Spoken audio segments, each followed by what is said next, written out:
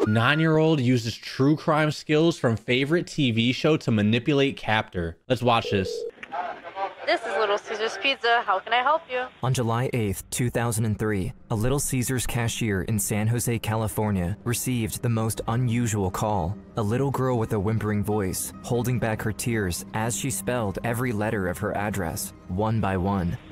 I'm sorry? Who is this? Little did they know she had been kidnapped and her abductor was her to call them. After multiple What? days of captivity, this had been her only contact with the outside world. He went downstairs, came back upstairs with the pizza and was standing with the pizza box and was staring at me. And he handed me a flyer. No and on way. the flyer was a picture of me and it said missing. Turned to me, he was like, I have to get rid of you tonight. Kidnapped and held in bounds, 9-year-old Jeanette Tamayo was long gone when the police finally arrived at the scene. Dude. A young girl was abducted from her home after school. The police later Kidnapping is so f***ing insane to me, dude. It's like, I don't get it, bro. I don't get it. Why? got their hands on some footage from a nearby security camera, but it was quickly deemed useless due to the low quality of the recording. Police have no leads in the disappearance of 9-year-old Jeanette Tamayo. After days without any development in her case and no statewide Amber Alert issued, Jeanette knew she had to take matters into her own hands. Uh-oh. My fear turned into courage. And I told myself, I'm a fighter. That's I'm gonna right. make it. In the thriving city of San Jose, California, But like, say we get chest, bitch. Say we get chest, you know what I mean? Like, I'm a fighter. And tear his ball sack off and wear it as a hat and hit him and tear his eyeballs out or something. I don't know, dude. the heart of Silicon Valley, 9-year-old Jeanette Tamayo just got off her school bus and was heading home. Once there, she noticed that the screen door was slightly ajar. Oh, no. She thought that maybe her mother came back from work early and didn't think much of it. Once inside, she went to her room and realized that something was wrong. Her bedroom window had been smashed and there was broken glass everywhere. She immediately took a step back and ran toward the phone to call her mom, but to her dismay, the cable had been cut off. Before she had time to understand what was happening, way. she heard someone knocking at the door. Jeanette turned around and saw a stranger behind the screen. Scared and confused, she reluctantly opened it. And then when he was No. asking me questions, he was kind of peeking inside, trying to see who was in there. And that started making me feel really uncomfortable, and I started slowly closing the sliding door. I got scared because I felt a really bad vibe from him. Oh, And no. he put his hand in the way, slid it open, grabbed me, and took me to my brother's room. He threw me on the bed and pants. Oh, this sick mother. Out of respect for Jeanette, we won't cover the as it is extremely graphic. After he was done, her attacker handcuffed her and tied Piece her of legs shit. together. He then carried her to his car parked in the garage. Dude, like, you can't even f***ing live like, chat. The world is so f***ed. I don't understand. Oh my God, I have no words. F***, dude. Okay, I know for a fact that if we have cameras everywhere, you know what I mean? I feel like it would kind of be scary because I feel like I would be losing a little bit of freedom. But if it would stop illegal activity like this shit happening, I think it's kind of worth it, bro. I could see it going a bad way where it's like the government already fight. We don't really trust the government with this shit, to be honest, but like still, humanity's There, the man tried to open the door, but couldn't lift it more than a few inches before he saw another vehicle stopping right in front of the garage. From the back seat, Jeanette recognized her mother's car. My brother crawled under the garage. When it opened a few inches, the first thing I told him was to run. But her attacker was already at it. He got out of the car and started walking. At only 15, Paul knew he wouldn't stand a chance, but he chose to fight him anyway. He grabbed a screwdriver from the counter and ran at him. The man then immediately disarmed him and started punching him in the face over and over. Restrained by the handcuffs and the rope around her leg, Jeanette couldn't do anything except watch in horror as the man dragged her brother inside the house. As soon as they entered, they came face to face with Rosalia, Jeanette's mother. She attempted to fight the man and successfully separated him from her son. Then, Paul rushed toward the kitchen cabinet and pulled out a frying pan from it. He tried to help his mom, but once again, Looney Tunes weapon. What the f? Grab a gun. My fault. the man disarmed him before he could do anything and turned the improvised weapon against Rosalia, striking her repeatedly until she fell to the ground. I remember hearing my mom screaming, and it went quiet. I couldn't hear much after that. And I see the man rush back into the garage and into the car. Then when I seen blood on his face, I was like, did you kill them? And he just started laughing, and I just started to cry. I was like, I didn't know if he had killed them. I didn't know, like, if they were there anymore, if he had killed them. And I was just thinking with the blood on his face that they were gone. My family was gone. Driving like a madman, Jeanette's kidnapper cut through some of her neighbor's bushes. Fighting through her restraints, she managed to turn around and take one last look at her house before they turned the corner. She felt an overwhelming feeling of relief when she made eye contact with Rosalia, running amok behind the car. Her face was heavily wounded and covered in but at least she was alive. She's a fighter. Not far behind, her brother Paul was painfully limping towards some bystanders, waving his arm in the air and screaming for help. As soon as the car passed the corner, Jeanette started to scream at the other drivers passing by, slamming her shoulder against the window in an attempt to catch their attention. But her undertaking didn't go unnoticed, as her attacker immediately grabbed the screwdriver from earlier and violently attacked her. After being hit twice, she moved out of his reach. I just remember sliding down and laying there and looking up at the ceiling of the car. Me personally, what I'm doing, dude, instantly when he tries to swing on me, I'm shitting myself. I'm weave. I scoop the shit out my, and then I throw it in his eyes. Splash that motherfucker straight into his fucking eyes. Right? He's gonna be like, oh shit, I can't see. Skr, boom, crashes the car. I take another scoop out my ass. Scoop, smell this hoe, put it in his motherfucking mouth. Make him eat it, and then I run out the fucking front door. You're weird. You think I'm weird till you get kidnapped and you gonna shit yourself. I'm trying to tell you, bro. Is the best way, it's the best defense. Kenji, that's not how it works. I'm just saying, dude, if I ever get kidnapped, that's what I'm doing, bro. That's my plan. At least I have a plan. What's your plan, chat? I'm not gonna make it. I'm gonna die. You can't shit on command. Yes, the f I can't, chat. We're not gonna do this. We're not gonna have this back and forth for the 5th time. I can shit on command if I need to, especially if I'm getting kidnapped. I can shit on command. Yes, the f I can. You can't, motherfucker. You can't. Editor, leave all that in, please.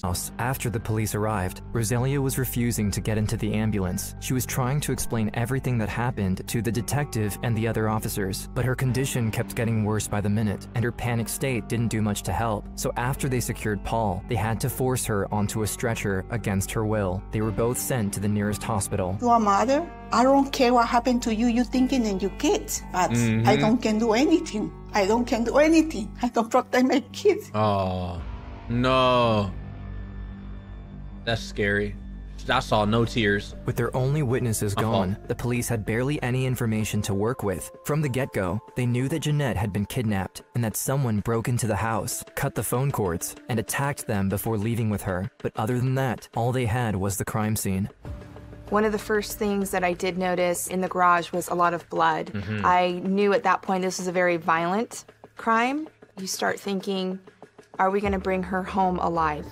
Heather Randall, the detective assigned to the case, initially thought that maybe some of the blood around the kitchen and the garage belonged to Jeanette. As her forensic team were grabbing samples and examining the scene, she also called in handlers and bloodhounds to get the search started as soon as possible. But sadly, this didn't lead them very far, since neither Jeanette nor her attacker were injured during the initial attack. As this was happening, she also noticed a security camera in the driveway of one of the neighbors. By reviewing the footage it captured in the last hour, they were able to establish a rough timeline of the events. 30 minutes before Jeanette arrived, her attacker smashed her bedroom window and burglarized the house. He then went back to his car and waited for Jeanette to arrive. Afterward, he followed her. It's in broad daylight. People are over here playing basketball in the street. This motherfucker is crazy, dude. And knocked at the door. He then assaulted her in the bedroom for almost 30 minutes, at which point they headed to the garage. Meanwhile, Paul and Rosalia made it to the house. In the last bit of the recording, we can clearly hear Rosalia and Paul screaming for help. Where am I playing basketball?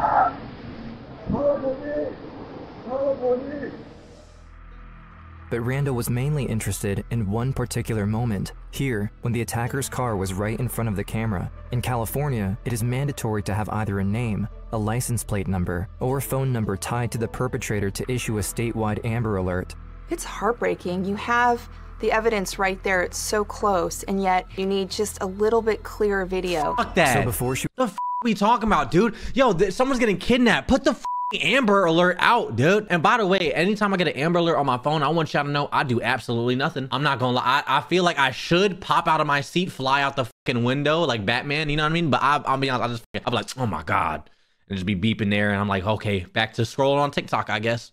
You know, I'm fucking terrible. I'm sorry. I'm not even apologizing. Y'all do the same shit. She was able to fall back on Paul and Rosalia. She alerted the media, hoping that, even without an Amber Alert, maybe the population would mobilize themselves anyway and spread the word about her disappearance. Together with her department, they got service helicopters in the air with loudspeakers, calling out her name, and gave press conference after press conference, just to make sure Jeanette's name was on everyone's mind in San Jose. It puts 1,000 more sets of eyes out on the street, and we knew it was extremely important to push the information out to the public, give them a picture of Jeanette, make sure that flyers were flooded throughout the city.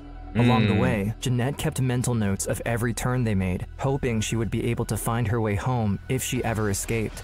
After a short ride, the car suddenly stopped. The man drove into the garage of a large white house. Dude, I'm not gonna lie to you real quick, chat. So I used to have a pitching coach like a while ago when I was super young, right? And my mom would always watch true crime and be like, always be so aware of your surroundings, always whatever the f. She's the same one that told me to shit myself if I ever get kidnapped. So that's how I know, okay, it works, because she watched a lot of true crime, buddy, okay? And my mama told me, and if you say shitting yourself is not a valid tactic, then you're saying my mom's a liar. And if you call my mom a liar, then f you, okay? Listen, and then, but the pitching coach used to take me to a park, but I literally remembered exactly to this day how to get to that park, just because I thought he would ever like kidnap me, like if he would have ever kidnap me. I don't know why he would, but like. In the door, picked her up, and carried her inside. There, he went up the stairs to the second floor and opened a locked door. Behind it was a very small room with a TV, a little window, a bed, and a bathroom. He threw her on the ground and approached her with a menacing look. Jesus. After each, he would clinch her wrist to the shower head using a pair of handcuffs, run the water, and leave her there for a while. Like, I started to break down and cry, and that was my only safe place, was the shower, because every time he left me in the shower was when he wouldn't hurt me, or he wouldn't me. Jesus. The next morning, the aftermath of the kidnapping took its toll. While the rest of the Tamayo family gathered around Rosalia in San Jose, dude. the police asked some of the family members to take part in the public address. In the morning, he was watching the news again. My cousin was talking to me through the news. She was saying, Jeanette, if you can hear us, just know that. Be strong, girl. We're looking for you. She was like, just don't give up. That gave me hope. That gave me the strength. Either I'm going to fight to get out of here or die trying. Wow. During her second day of captivity, Jeanette started to plan out what would be her best course of action against her abductor. Because my life was at risk, I said to myself, Chad, do you understand how young she was right now, dude? That is fucking insane. I have to have a conversation with him so he gains my trust. So she tried to ask him the most casual question she could think of. So I remember asking him, where are you from? Her attacker turned around with a dubious look on his face. He stood up, looked at her straight in the eyes, and for the first time since he kidnapped her, smiled. An intense feeling of disgust filled her chest. At that moment, she wished she could have spit at his face, stabbed him in the back with his screwdriver, or any other acts of retaliation one could think of. But instead, she listened to her instinct. She smiled back, trying to look as innocent as possible. She then asked him if she could get a glass of water. He handcuffed her and, for the first time, left her alone in the room while he went down the stairs to go and get it. Now by herself, she started to nervously tinker with the handcuffs, since she had noticed that the lock didn't require any key. It was mechanical. Oh. I remember feeling with my fingers a little button. It's the fake it's the fake ones. You know, like the little fake handcuffs with the button on the side? A latch. I realized that if I moved the latch one way and pressed that button, the handcuffs would release.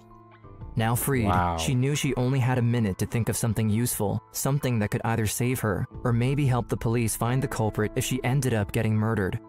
My brother and I would always watch CSI, Law and Order, and the detectives on the shows would always look for clues. Swiftly, she grabbed the watch the man left on the nightstand. Then, she rushed to the other side of the room, where the man had placed a few toys for her to play with. She grabbed a little clay turtle out of them, and finally, she ran by the bathroom and grabbed her. She remembered that the CSI cast often used the victims in sexual assault cases, and she wanted him to be punished for what he did to her. But soon enough, her investigation was cut short as she began to hear the heavy footsteps of her kidnapper walking up the stairs. I jumped back on the bed, put the handcuffs on, and once he walked through the door, he just looked at me, and in my mind, I was hoping, please don't touch me, because I had things on me that I was afraid that he might find. On the third day, Jeanette's family was devastated by the lack of progress the case had made. Despite the incredible amount of effort pulled by Randall, the police still had nothing on hand that could lead to her location. When the police tried to tell Roselia that past the 48 hours mark, most kidnapped children are never found, she refused to listen. I feel very, very, very sad because you're scared. My daughter, she's a little kid. She has only 10 years. I asked the police what happened with my daughter. When my daughter came by, say, maybe never. Imagine being a police officer saying that, dude. Like, what the f is your problem? I'm screaming a lot. My daughter I don't see for 3 days. I don't feel comfortable because I don't protect her. I don't protect her. I don't feel good. Oh, no.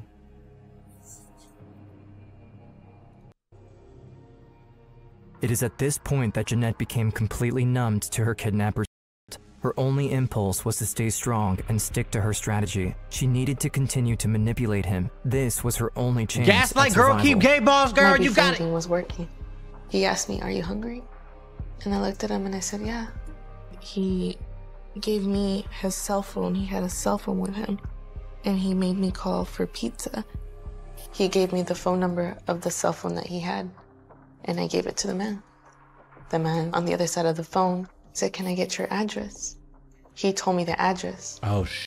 Just like she did with the movement of the car 2 days ago, she memorized all of it. If she So ever smart. got away, she wanted to be sure she would be able to take him down afterward. Eventually, someone rang the doorbell, and her So kidnapper smart. left the room for a minute. When he came back, he had a smile on his face. He put the pizza on the floor, and on top of the box, there was a missing person flyer with her face on it. He then told her that he would get rid of her tonight, before leaving the room. What? Once he closed the door behind him, she threw away the pizza and started to grab all the evidence she could. She then stuffed all of it inside the pizza box and hid it under the bed. Oh, shit. When he came back, he grabbed a pillow and started smothering her with it. Gasping for air, she tried to push her face against the No side, way. but the man was too strong.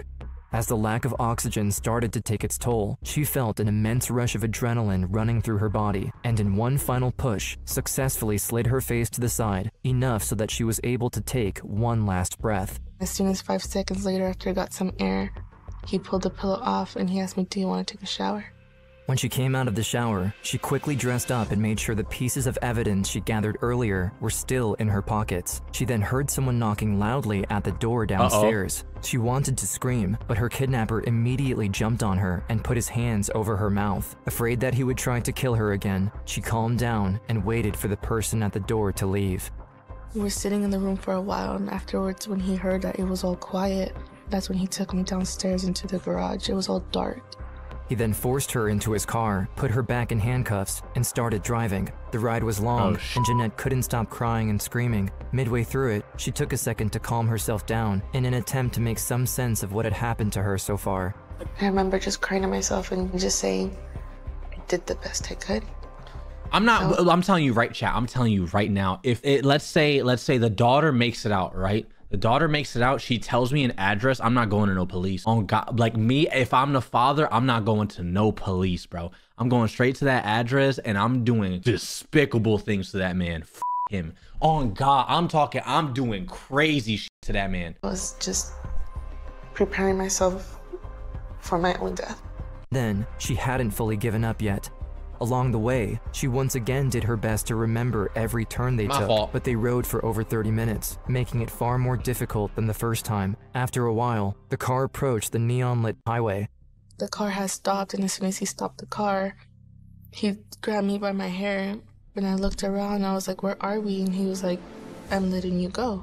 And when he grabbed me by the back of my head, by my hair, he pulled me towards him. He was like, "If you ever tell anybody what I did, or who I am, or anything about me, I will come back for you, and I will kill your family, and I will kill you too." As her kidnapper left, she ran Strong toward the liquor guy, store. strong she guy. couldn't believe she succeeded. She somehow gained his trust.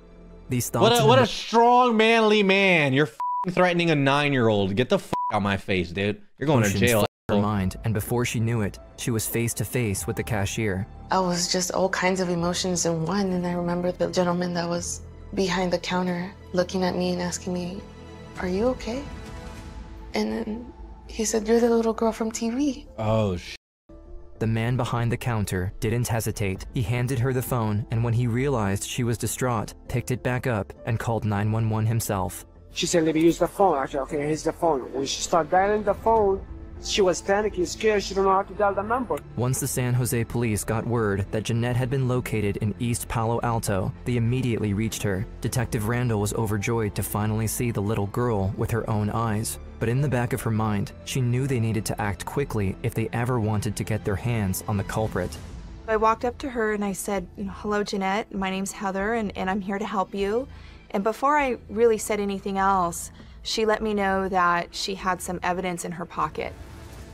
She proceeded to pull the toys, the kidnapper's watch, and other items out of her pockets. Shocked how clever the little girl was, Randall asked her if she had anything else that could help them catch him. Jeanette asked for a sheet of paper and drew the house, bits of the address, his exact phone number, and every other piece of information she could remember from her time with the kidnapper. Noticing how Bro, look at the fucking handwriting, dude. It's literally a 9-year-old. I'm gonna be honest, like me, if I was in this situation, I'm fucked. I'm pretty sure, bitch, I didn't know what the fuck to do. I don't even think I could write my own name at this age, bitch. I might have been, like, I'm low-key the perfect victim, bitch. I'll be dumb as hell in this situation. I'll be fucked. I'll be like, it was the red house. Like, I'm fucked, dude. She remember, like, chat, let's be honest. In what world, Kenji, please, like, when do you even remembering like a phone number or like a street address and shit? I still fuck up my street address to this day. I'm a grown man. You feel me? This is insane, dude. Knowledgeable she was, Randall asked her a decisive question. I asked her, do you think you can find his house? She said, I think I can. And she said that she could direct us by saying right or left, right or left. Wow. While the police were heading back to San Jose to look for the man's house, another officer started to call every pizza place in the area to see if they could match the phone number to a complete address. But before they knew it, they were already closing in on the place as Jeanette shuddered with excitement in the back of the patrol car. I felt brave. I think that's why I stood up in the back of the car and started yelling and saying, that's it. A few minutes later, Randall received a confirmation from the pizza place that this was, in fact, the right address. We should have fucking guessed Little Caesars. Like, what are we talking about? We calling Chuck E. Cheese and Domino's, bitch? He probably got that $5 hot and ready pizza, bitch, that broke, bitch. Out of here. You think that motherfucker got money? Fuck him. So she ordered a tactical team and a K9 squad to raid the home. I'm coming in with my SWAT team on God before the cops even touch that fucking house. I'm coming in with my SWAT team and we SWAT at something. We all up in that booty, bitch. My fault. Team then put a plan in place to go and take him into custody. They had a layout of the home from Jeanette, and they went in and were able to determine that he was hiding up in the attic. The suspect, David Montiel Cruz, attempted to evade arrest and threatened the officers inside the house. So they unleashed the dogs at him. He suffered multiple injuries on his arms and was escorted outside of the house. They need to train these dogs to bite dicks off, dude. I swear to God, like, you know, like one command, like attack, and then it goes and bites a leg or arm. You know what I mean? But then if it's like get the dick, you know what I mean? Or something like, I don't know, get the dick, you know what I mean? And it's just and it goes straight for the motherfucking, you know what I'm talking about? Like, just in case we have a special case like this, dude. Inside, Heather also found the evidence-filled pizza box under the bed. Wow. Police say they know little about the background of the suspect. He was arrested at this house early yesterday morning. The district attorney's office filed 9 felony charges against Alvarez, including burglary, forcible battery, and a special circumstance. Jesus. After the arrest, Rosalia was called, but emergency services needed to get Jeanette into the ER as soon as possible. After all, she'd been stabbed, and the wounds had yet to be treated. So Rosalia and Paul followed them, and finally got reunited with her when she was stabilized. I remember them taking me to the hospital, running tests on me. I remember opening the door and seeing my mom. And her face was so bad. Like, Oh, she didn't even look like my mom. I think she touched my mom's face. She said, "You're hurt." You know, she was so brave. She didn't care about herself. She was worried about us. You're everything to me, you and Paul were. Yeah. Very happy because I met my dad. For example, it's when she born, second time for me. The following years have not passed easily for Jeanette. I didn't understand that. Let me, what'd she say? Very happy because I met my dad. For example, it's when she born, second time for me. The following years have That's some shit my granddaddy would say to me. That's some shit my granddad, my Hispanic granddad would say to me. He'd be like, listen, oye, listen. Mira, for the threes, at least, pero the wind blows. Like, what the f did you just say to me, dude? Get the f out of my face. not passed easily for Jeanette. For a time, she dealt with her personal pain on her own. She would never leave the house, stuck in the clutches of a paralyzing fear of men and the outside world. Jeez. But when she was 15 years old, after 6 years of therapy, something clicked. She finally decided to face her fear and do something about it. 12 years later, TV producers reunited her with Heather Randall, the detective who, with a little help from one clever 9-year-old, put an end to the rampage of David Montiel Cruz and put him behind bars for life. Lock him under the jail. I hope they taking his booty as we speak. I never really got the chance to come back and like tell you guys thank you for everything that you did. Like, I really appreciate it. You were strong, you're smart. What happened was you were amazing. You were brave, and that's why you're here today. Even if her trauma hindered her childhood, she didn't let it take over her life as an adult. Today, she decided to follow in Heather's footsteps and study law enforcement. Her goal is to one day be a detective and help her community in the same way Heather helped her. And on top of that, she also wants to You know what the f***ed up part is? She didn't even, I mean, word to Heather or whatever, but like 9-year-old her literally did everything. She got the evidence. She remembered the phone number, the address, led the police straight to the door. Like, it's fucking insane, dude. At 9 years old, I'm gonna be completely honest, dude. Like, I couldn't even compare. I could not compare at all. Become a voice for the missing and every victim of violence. Like, my fucking plan is to shit myself.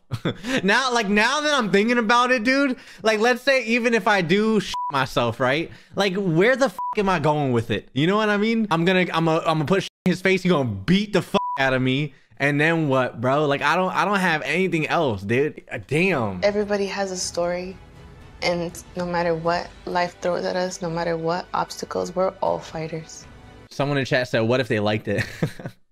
I'm like, I wipe shit, take this. And he just turns around like this. He goes, yeah. You guys are fucking idiots, dude. Shut up. And we all have the ability to keep going. I turned my fear into courage. I got my family back. Jeanette is training at the San Diego Police Academy. Heather became the first woman deputy chief of police in the history of the San Jose Police Department. W. Huge W's. Wow, that was a crazy story. She was so strong, bro. What the fuck?